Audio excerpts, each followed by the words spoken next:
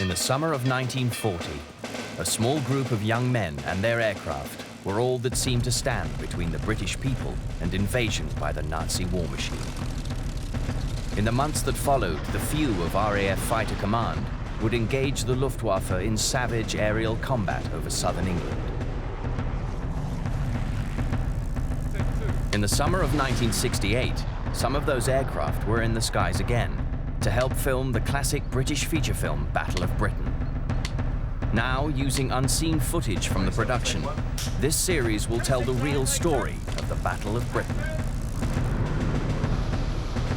After fierce fighting over the Channel and South Coast, Göring is now ready to launch an overwhelming assault on the aerial defenses of Great Britain. RAF Fighter Command is about to enter a fight for survival.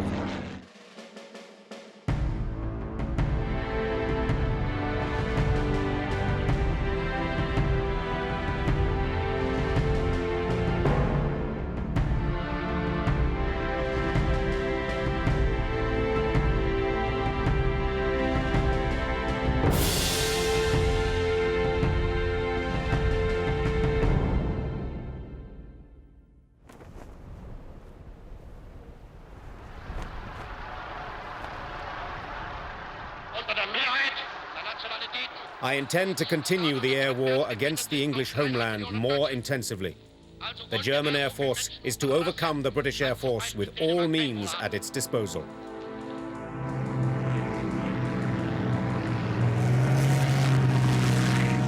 German military intelligence estimated that the RAF had only 300 fighter aircraft left, concentrated in the south of England. The Luftwaffe seemed on the brink of achieving the air superiority needed for a seaborne invasion of Britain. It was a grossly over-optimistic assessment, but it was exactly what Göring wanted to hear. The Luftwaffe was now expected to smash British fighter strength in a series of massive assaults, beginning on the 13th of August, codenamed Adlertag, Eagle Day.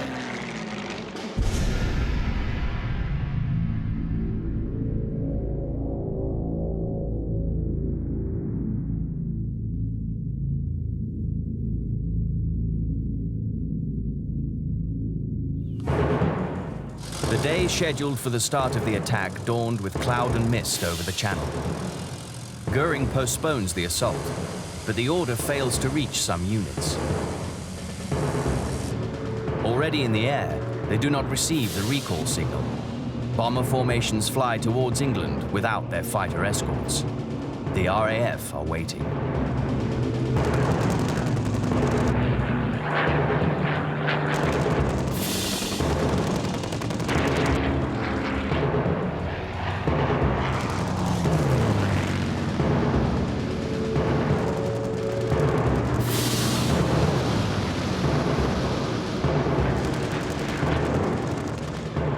Angered by the muddled start of the campaign, Göring orders the attack to go ahead after all. There is heavy fighting over southern England. But Göring is determined to launch a properly coordinated attack as soon as the weather permits.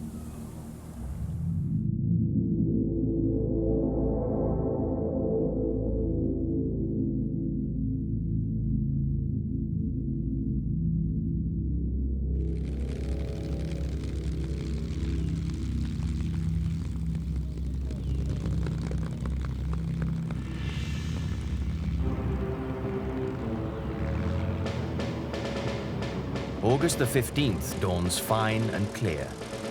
3 vast air fleets, over 2,500 German aircraft, prepare to make the attack that will finally wipe out Fighter Command. For Göring, the decisive day of the air campaign was at hand.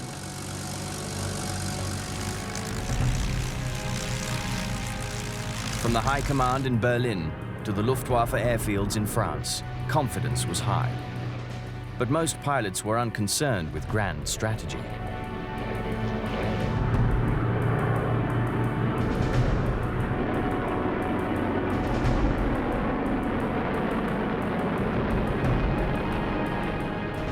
Wenn ich mich recht erinnere, sollen da also 1600 Einsätze geworden sein. Wir haben das gar nicht so besonders empfunden. Es war schon ein Großeinsatz, aber wir haben das nicht so als Adlertag oder Eagle Day gesehen, sondern war eben ein ganz normaler Einsatz mit etwas mehr Flugzeugen. The plan was simple. Bombers would strike at RAF airfields, aircraft factories, and war-essential infrastructure. Massed fighter escorts would fly high above the bombers, attacking with the advantage of height when RAF fighters attempted to intercept the bombers. At 11:30 a.m., Ju-87 Stuka dive bombers with a heavy escort of Me-109s crossed the channel and attacked the forward airfields of Lymph, Hawkinge and Manston.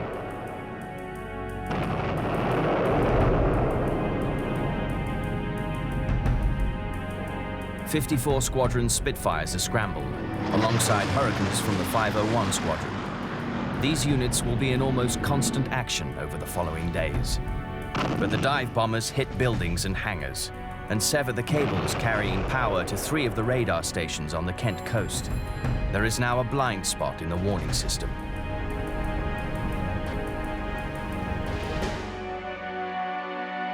With the Luftwaffe command convinced that British fighter strength is now concentrated in the south, it sends Air Fleet 5, based in Norway, across the North Sea.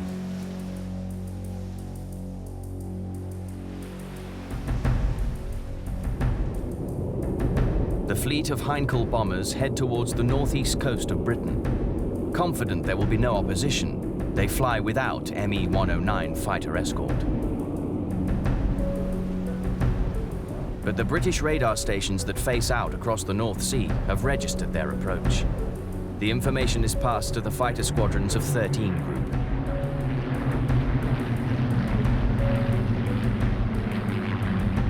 As the German bombers approach the Tyneside coast, the weather is fine and clear.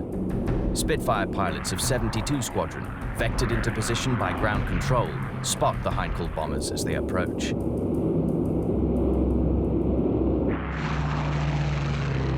From a perfect attack position, the Spitfires strike, diving out of the sun. Hurricanes from 79 and 605 Squadrons join the fray.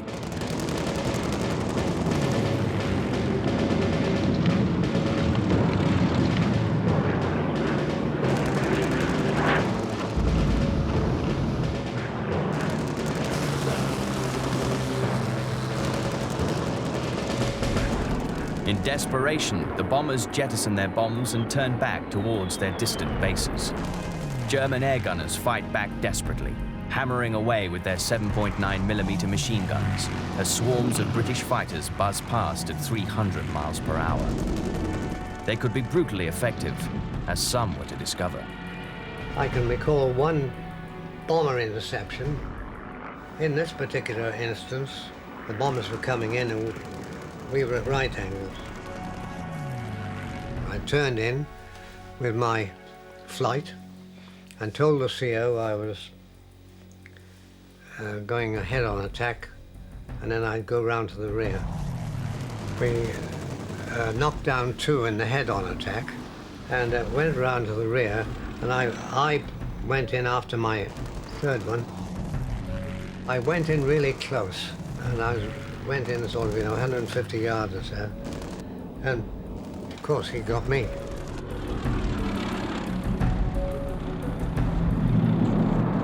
Severely mauled, with 30 aircraft lost and many badly damaged, Air Fleet 5's participation in the Battle of Britain was over. 13 Group's casualties suffered only 3 damaged fighters. But over southern England, meanwhile, a more finely balanced battle was raging.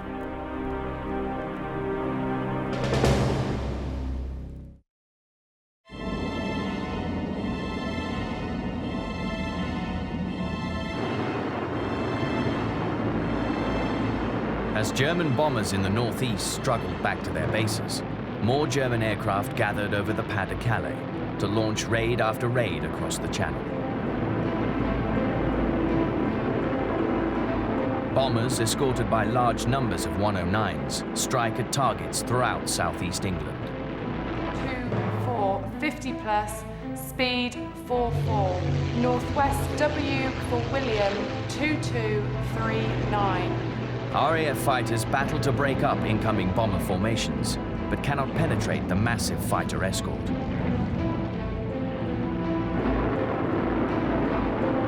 The bombers reach their targets.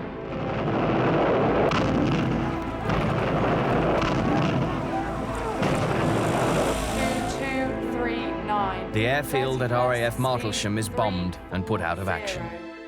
Further raids sweep in, swamping 11 groups' ground controllers. 2239, 2239. But still, each incoming raid is met by heavily outnumbered RAF fighters, attempting to hit the bomber formations.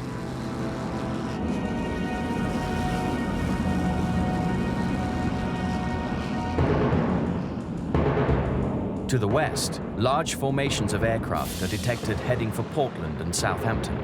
Squadrons from 10 Group rise to meet them. Nearly 150 fighters throw themselves at the Luftwaffe formations as fighting spreads along the English coast. Not knowing what the hell was happening in the sky around me, I just did not know. I hadn't seen anything. I didn't know what had been happening. Then all of a sudden, the sky was full of things with black crosses on them. And we exploded like a bomb and went in every direction imaginable, trying to avoid them. It became a 1-to-1 after all. You were attacking an enemy aircraft, or he was attacking you, in which case you were trying to get out of his way. But if you were attacking him, you concentrated on him. And of course, he was going all over the sky trying to evade you. And you all, apart from the two of you, you got separated from everybody else. I thought, well, this is it. And I turned my guns on, I fired at him, and he turned over and dived down towards the sea. This is fantastic, because before we went up, I was absolutely convinced that I would be killed. And when you disposed of the chap you were attacking, you looked around, and you couldn't see another aircraft in the sky because everybody had scattered off in different directions. But a lot of time was spent trying to get into the right, even when you sighted your bombers. You didn't want to be below them, you wanted to be above, you wanted, if possible, to be into the sun. So a lot of time was spent on following your squadron commander around the sky, trying to get into a favorable position to attack.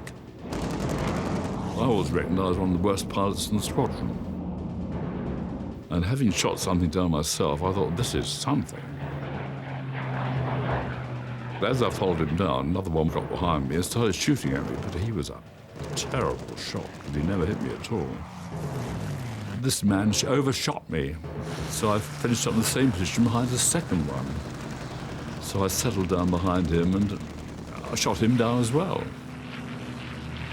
Also, mein erstes Feinderlebnis, wir haben in Staffelstärke mit 12 Maschinen im Kanal geübt und haben plötzlich gesehen, dass eine englische Staffel auch vor Dover geübt hat. Natürlich haben wir aus dem Übungsflug sofort einen Feindflug gemacht. Wir hatten ja immer Munition am Kanal dabei und haben die englische Staffel angegriffen. Und ich habe als Ziel gehabt den sogenannten Weaver. Der flog hinten rein.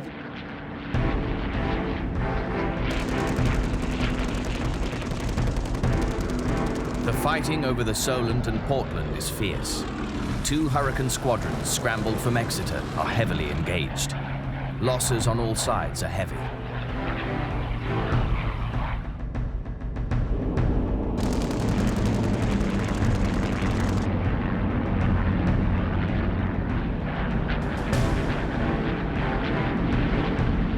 After an afternoon of furious and continual combat, the Luftwaffe launched their final raids of the day against airfields at Croydon and West Malling.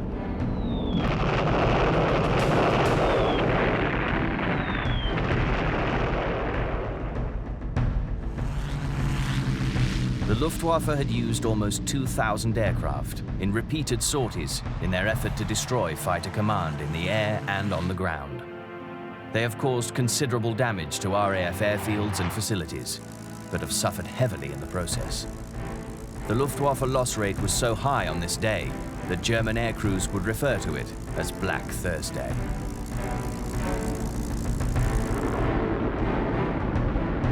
Als Soldat, den man ja war man sich im Klaren, dass es Verluste gibt. Und die Verluste musste man eben akzeptieren. Das ist nun mal im Krieg so. Und ich kann mich eigentlich nicht erinnern, dass das irgendwie sagen wir, auf den Kampfwillen und auf den Kampfgeist uns ausgewirkt hat. Wir waren nach wie vor entschlossen, die Kämpfe zu bewältigen und auch siegreich zu sein. Und damals waren wohl in 2 Wellen über England mehr wie 1000 deutsche Maschinen. Und dieser Tag hat sowohl auf deutscher Seite als auch auf englischer Seite viel Verluste gebracht, aber wir kamen wieder ungeschoren durch an dem Tag.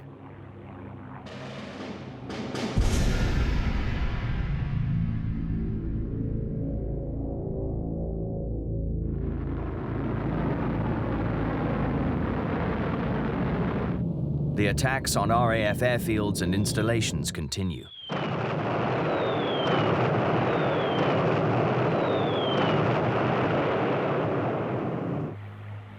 RAF training manuals, with their out-of-date tactical lessons, are being torn up. Pilots replace complex, detailed regulations with their own simpler mantras. Wait until you see the whites of their eyes. Always turn and face the attack. Never fly straight and level in the combat area for more than 30 seconds. Go in quick, punch hard, get out. Flight Lieutenant James Nicholson, badly wounded and his aircraft in flames, delays bailing out of his blazing machine to pursue and shoot down another enemy fighter that crosses his path. Badly burnt, he wins Fighter Command's first and only Victoria Cross.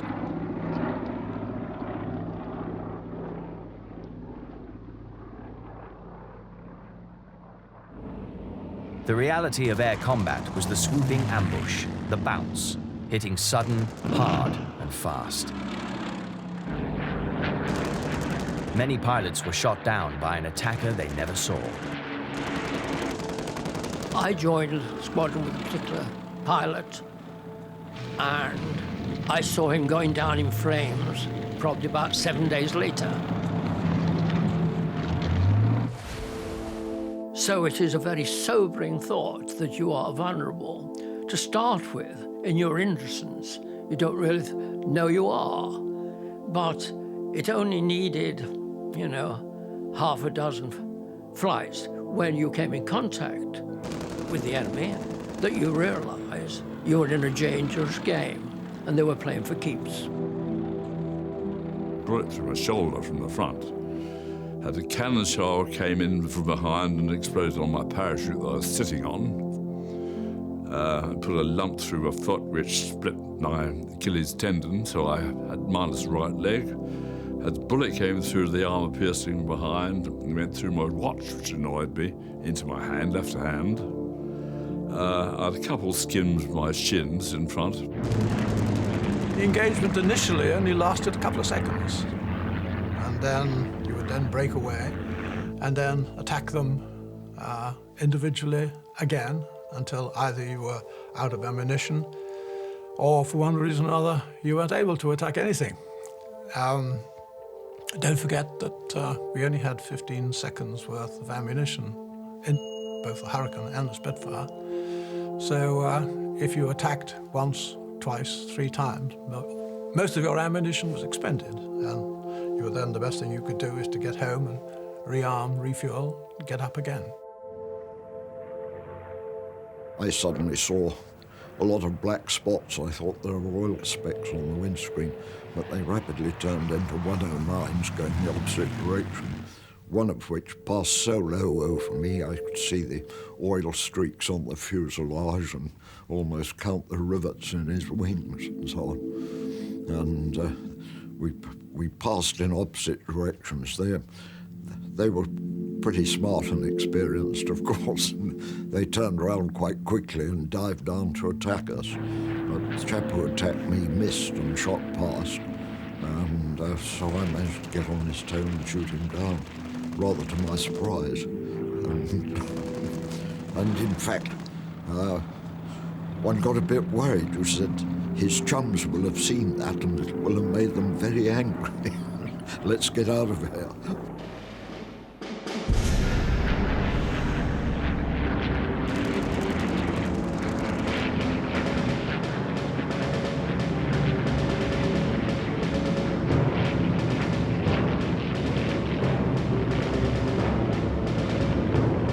Several large raids target 11 groups' airfields and radar stations.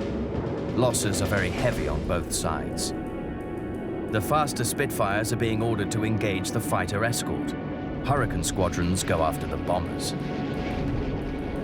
Some pilots are only now realizing the implications of their actions.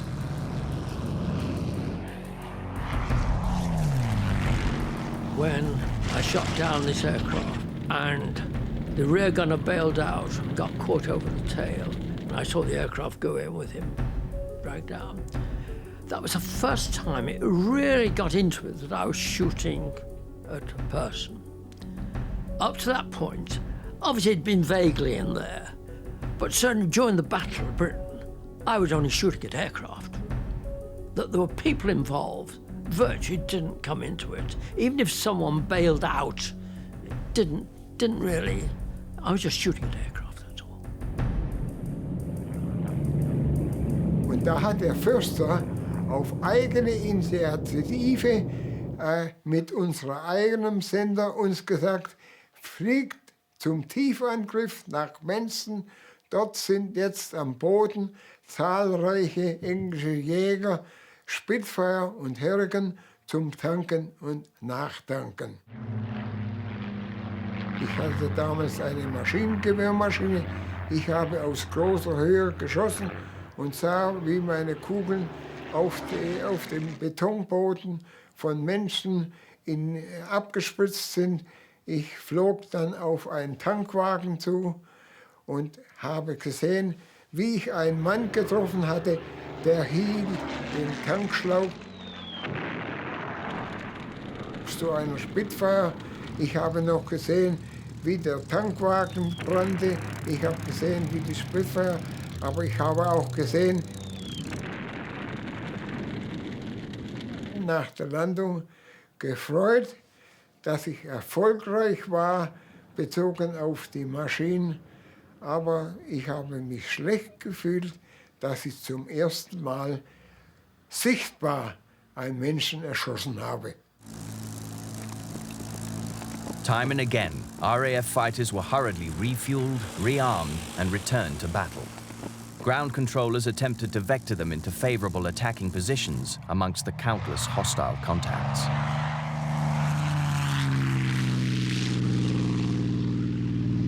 The Germans must have been frustrated in the extreme. In other words, they must have said to one another, where the hell do they keep coming from? And of course we'd got them taped. Casualty rates amongst the pilots and aircrew of both sides were climbing dramatically. In the fighting of the 18th of August, the RAF lost 30 fighters with 10 pilots killed. The Luftwaffe lost 71 aircraft and 94 aircrew. But the British summer was about to intervene, bringing a much-needed respite for RAF pilots, and the chance for commanders on both sides to reflect on the campaign so far.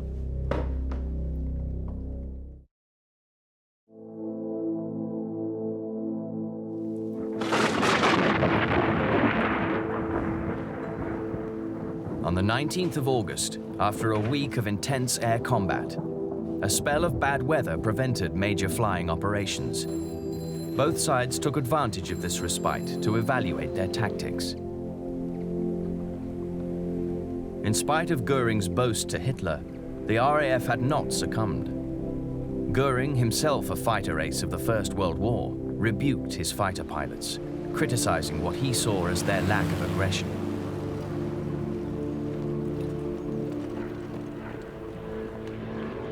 He replaced the older commanders with younger, more hawkish officers.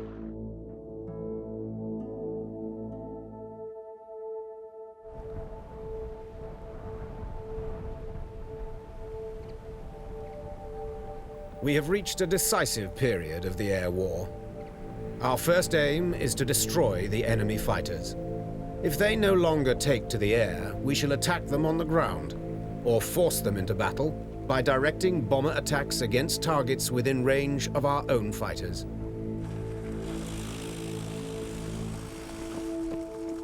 In Britain, Dowding, Commander-in-Chief of Fighter Command, redeployed his battered squadrons, principally those of 11 Group, which had borne the brunt of the fighting. Exhausted units were rotated with fresh squadrons from quieter sectors in the north and west. Gentlemen, I'm pleased to say that at long last we have 12 Keith Park, commander of 11 Group, had so far orchestrated a dogged resistance with limited resources. Red section with Sendrovsky, and you're protecting us. He had ordered controllers to send the minimum of aircraft to attack enemy fighters, emphasizing that enemy bombers must be engaged at every opportunity. Be aware of the Hun in the sun. Interceptions must be made quickly before the bombers reached their targets.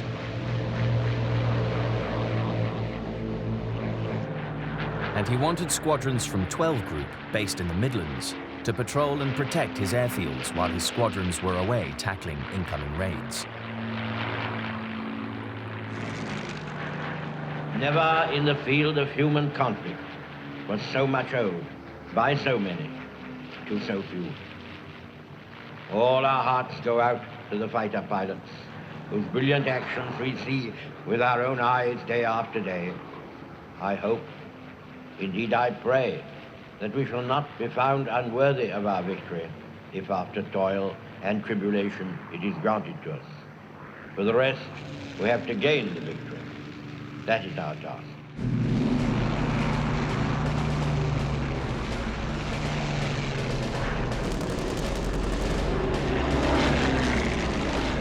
But the constant challenge of aerial combat was taking its toll on the field. The demand on pilots during 1940 was very great. The pilots in squadrons were scrambling, being scrambled almost all the day through. They were really flying their guts out. My overriding memory of the Battle of Britain is tiredness, incredible tiredness. Because we were on readiness from half an hour before dawn in the morning until half an hour after dusk at night. In dispersal hut, we had a bunch of camp beds which just threw ourselves on and went to sleep as soon as we landed. In fact, at that stage in my life, I went to sleep standing, sitting, or wherever it was. And we slept in our clothes, down at dispersal. Down, we actually slept underneath the wings of our airplanes. Otherwise, we would sleep in dispersal huts next to our airplanes. We very seldom slept at the mess, the officers' mess or the sergeant's mess, wherever we were located. And I don't suppose I slept in the mess more than a couple of nights in the whole of a year. My batman shook me awake one morning, and he'd taken the blackout curtains down off the window, and he said, I suppose you were awake all night? And I said, no, why? And he said, well, look out of the window. And there was a string of bomb craters across the garden right outside the window. And I hadn't heard a bomb, I hadn't heard the anti-aircraft firing or anything. I was just asleep, and that was it. The poor weather persists. Unable to launch full-scale raids, the Luftwaffe resort to hit-and-run sorties by small groups of aircraft. The Luftwaffe pilots, too, were feeling the strain of daily sorties across the waters of the Channel. Also muss jetzt Fahrwerk drin lassen und dann auf dem Bauch landen. Das Flugzeug war natürlich kaum beschädigt, nur der Motor war eben kaputt. Und wir haben dann das Flugzeug geborgen, neuen Motor rein, und dann ging es dann nach einer gewissen Zeit wieder weiter. Ich persönlich muss für mich sagen, ich habe nie Stress erlebt. Ich bin trotzdem ein Opfer von der Kanalkrankheit. Die deutschen Luftwaffenärzte haben schon gesprochen davon, dass es von zu vielen Fliegen zu vielen Feindflügen kommt. Da haben wir also keinen Zusammenbruch oder physische Reaktion gesehen, die ihm das nicht möglich macht. Im Gegenteil, er hat sich konzentriert. Er war scharf konzentriert auf die Aufgabe, die er jetzt die nächsten 1,5 Stunden zu erfüllen hat. Nicht wahr? Und man hat natürlich gewusst über die Gefährlichkeit, aber das wurde zur Gewohnheit.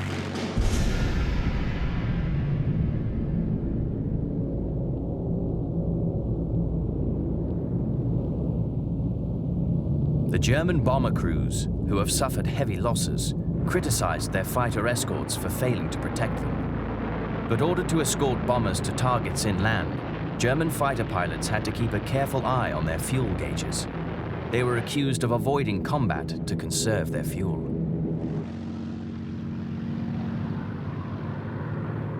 Und es war immer vorher vereinbart, ein Treffpunkt, sagen wir, über Krell um 4000 Meter um 10 Uhr. Und wenn wir mit den 109 um 10 Uhr in 4000 Meter über Hochkrell waren, dann kamen die Bomber nicht um 10 Uhr, sondern um 10:30 Uhr und wir hatten schon 30 Minuten Benzin verflogen, das uns später gefehlt hat. Wir haben dann langsam dazugelernt und sind erst gestartet, wenn die Bomber über den Platz waren. Und da wir schneller waren und schneller steigen konnten, haben wir sie immer erwischt.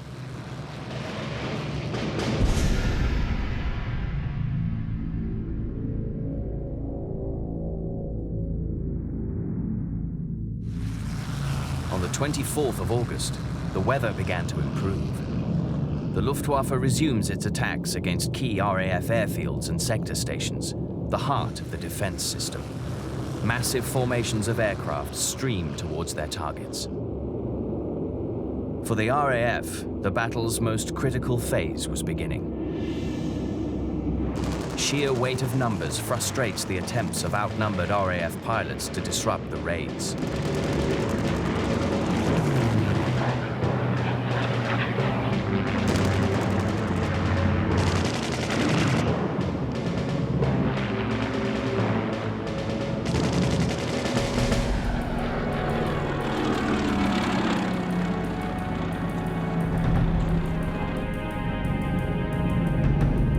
Dover and the RAF base at Manston are the first targets.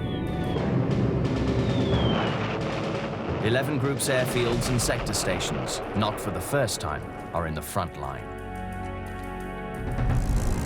Manston, its airfield cratered and littered with unexploded bombs, has to be abandoned.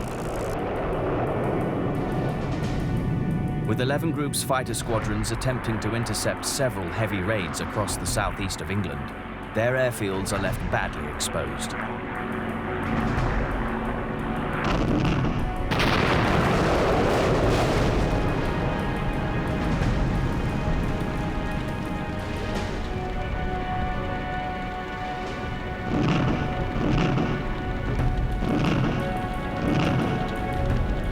Urgent calls are made to 12 Group to provide cover. Squadrons from Duxford scramble, but then take precious time to gather information before heading to confront the enemy.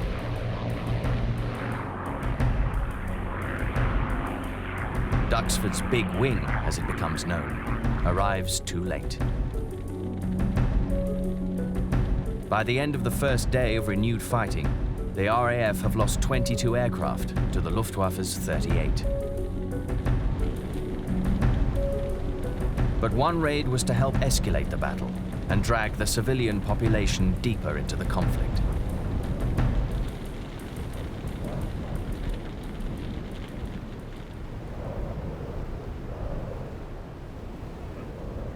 The night of the 24th of August. A small formation of Heinkel's fly up the Thames to bomb oil installations at Thames Haven. In the darkness, they overfly their target and stray over central London. There, in direct violation of orders, they release their bombs. Fires rage at the West India Dock.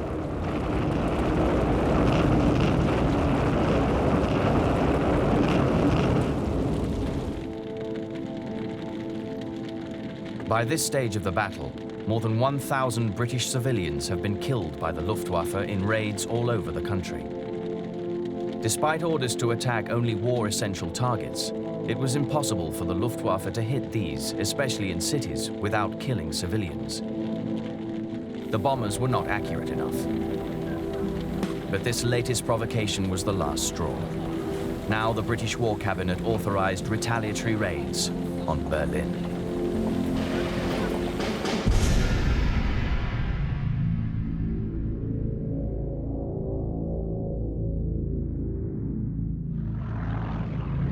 Early the next morning, large fighter sweeps by German aircraft over Sussex are ignored by RAF controllers. As instructed, they save their strength for the bombers that follow. Northwest, Vic, Y for Yorker, C for Charlie, Southwest, 908, 1 for Edward. By the day's end, 20 German aircraft have been destroyed for the loss of 16 RAF machines. Wait, 20. And that night, the RAF bombed Berlin for the first time.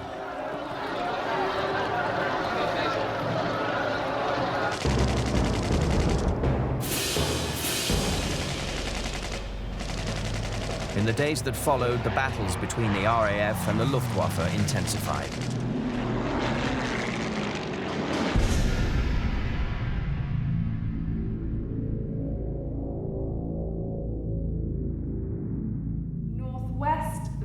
As another massive raid builds over France and then heads for England, Keith Park, officer commanding 11 Group, orders every squadron he has available into the air. RAF pilots have been instilled with the importance of getting airborne as quickly as possible. Every second is vital to gain sufficient altitude. Once again, 12 Group is asked to protect the southern airfields. Again, the support arrives too late.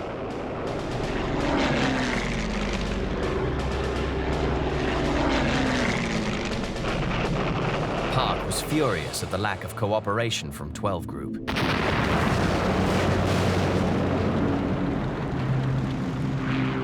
So there could be no further misunderstandings, he instructed his controllers to ensure all future requests for support from 12 Group went via Fighter Command headquarters.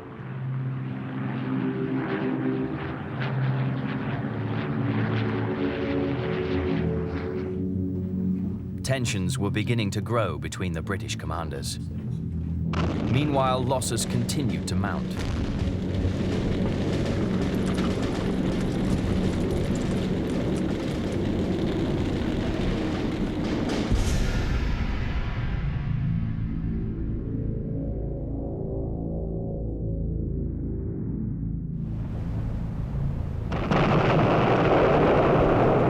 Biggin Hill, Croydon and Hornchurch are all bombed, as RAF fighters struggle to reach the bombers through a heavy screen of Me-109s.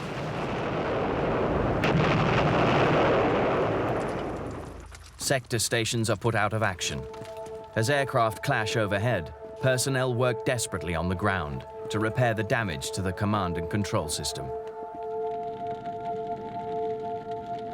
It was the day of the RAF's heaviest losses. 39 machines destroyed, for 41 German aircraft brought down.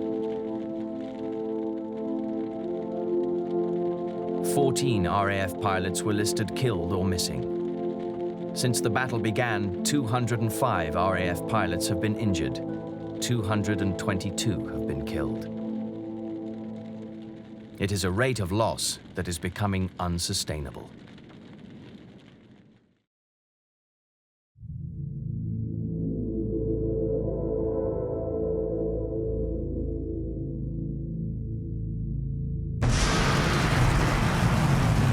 As 11 Group's airfields come in for yet more punishment, their fighter squadrons initiate large dogfights over Kent and Sussex.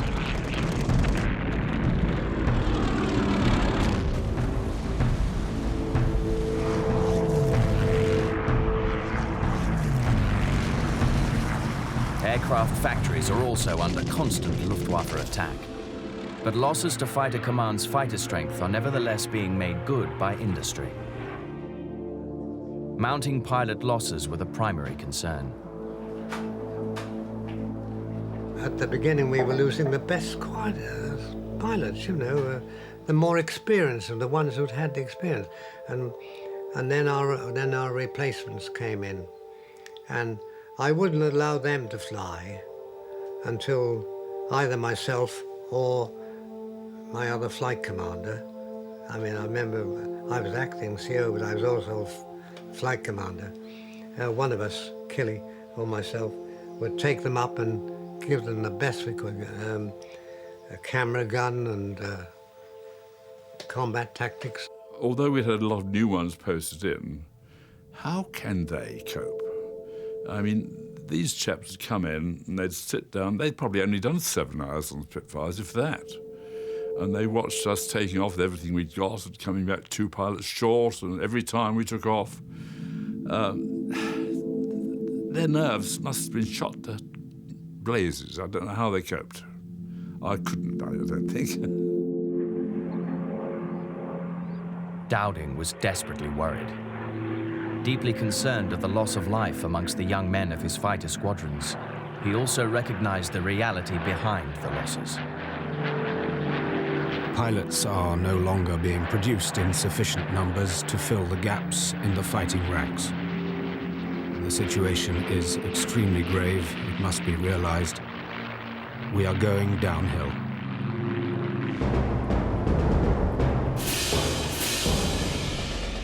Göring had been humiliated when bombs fell on Berlin. He had publicly promised such a thing would never happen. Hitler was furious. The landings planned for the British mainland could not take place until Göring's Luftwaffe had gained control of the air over southern England. Provoked and enraged, Hitler removed his restrictions on attacking London.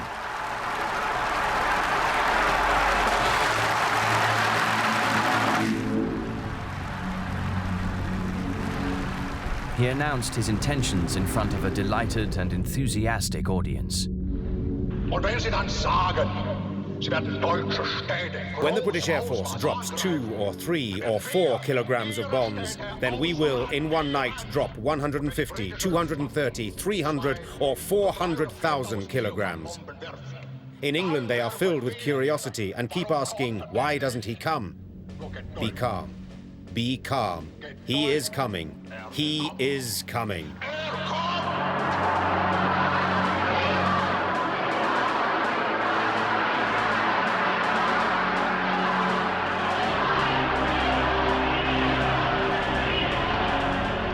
The Luftwaffe receives new orders. German bombers would pulverize the industrial areas of London, simultaneously destroying Britain's industrial capacity and her will to fight on. The remnants of RAF Fighter Command, believed to have been decimated in the last 3 weeks of attacks, would be destroyed in the air by fighter escorts, forced into the air to defend the nation's capital.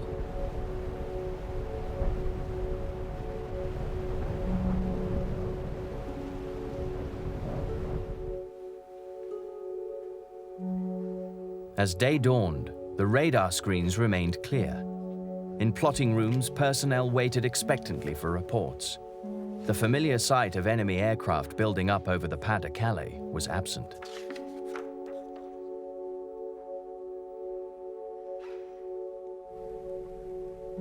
Pilots began to relax at their dispersal points.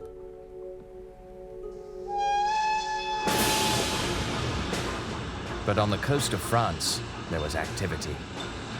Göring had arrived to watch, in person, his mighty armada of aircraft set off to deliver the death blow to the Royal Air Force and bring death and destruction to the people of London.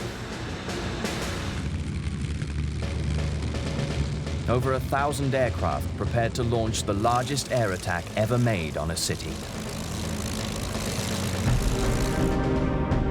The bombers climbed into the clear skies and met in one vast formation, turning for the English coast.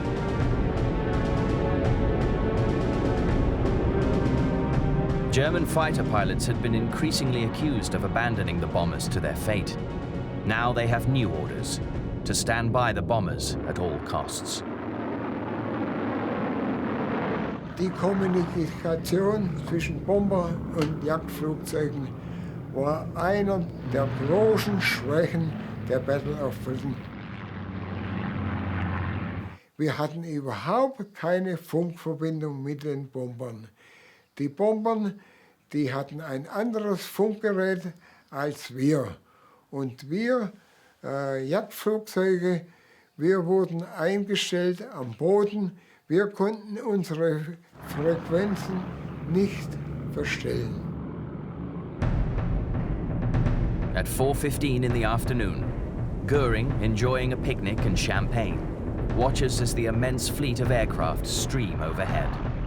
Moving as one vast formation between heights of 14,000 and 23,000 feet and 20 miles in length, the aerial armada appears invincible, impregnable.